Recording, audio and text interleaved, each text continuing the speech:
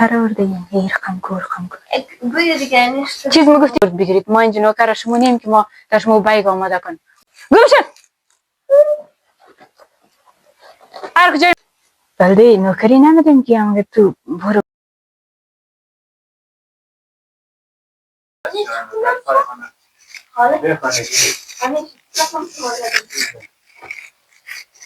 کدام چه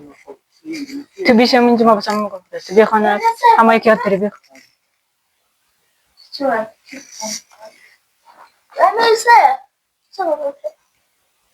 موشه تو اینجا بیشی بابه تو مگفت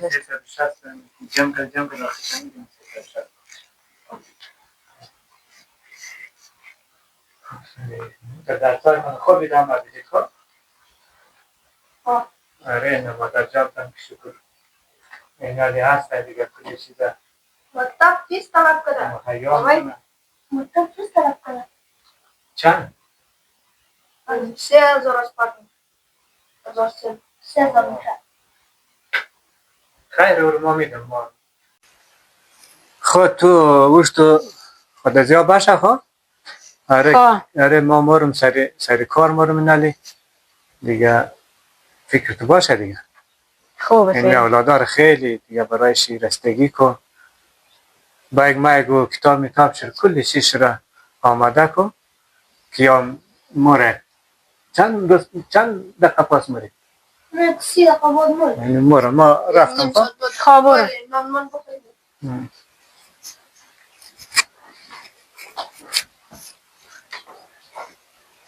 نوکر آوردیم ایرخم کورخم بگه دیگه نیست چیز میگفتی تو ما؟ نه نیست کدام ها؟ یا تو پیش کده بدی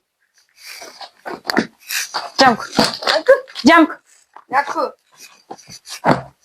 یه سخله ده پیش نوکر گرفته بابت نوکر آورده؟ آرسش مو خوب گوش کن یک کلمه دیگه از کتاب از ما سوال نمیکنید خب؟ آره هرگاه گفتم من قبول میکنید دیگه بایک ما اگه هر جایی که از مکتب آمده بودید گشته بدید و نمیز اینجا برد بگیرید ما اینجا نوکر شما نیم که ما در شما بایک آماده کن او دختر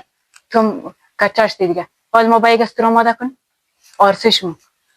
هر گاهی که گفتم گوش منید خبر کدیم اگر گفتید خب یک کم بود دیگه از او بود ما فهم جان شما بگید برد گمشن اگر مکتب مرید در بجای بایک اینجا نیم ما بایک بلده بایک جور کدو نمیدیم حالا گمشن هر کجای مرد اگر مکتب مرد اگر هر کجای مرد مقصد برید دیگه ما اینجا آمدیم که بلده نوکری نمیدیم که هم تو برو بایک زیجی مرده کریر سر کو ما سری کار مرم تو بایک از یار جور کد یار فکر تو باشد ما دیگه مفهمم که خود از یاد چرخم رفتار کن مرتبا ما گوش نشتیم من بیاده سلام علیکم از مکتب که میدید خود از من میگید ما از مکتب آمده یه جای دیگه ما رفتید دیرتر خانه میمدید شما چرا مقدر سری وقت میگه خانه میید دیگه چی خبره؟ گوش نشده نان میدید گوش نشده ما چرا خم کن ما چیز کار کنم کی گوش نشده ما گوش نشده برد در کجایی که همه هر چیزی که مخرج برد حالا برد بگم چه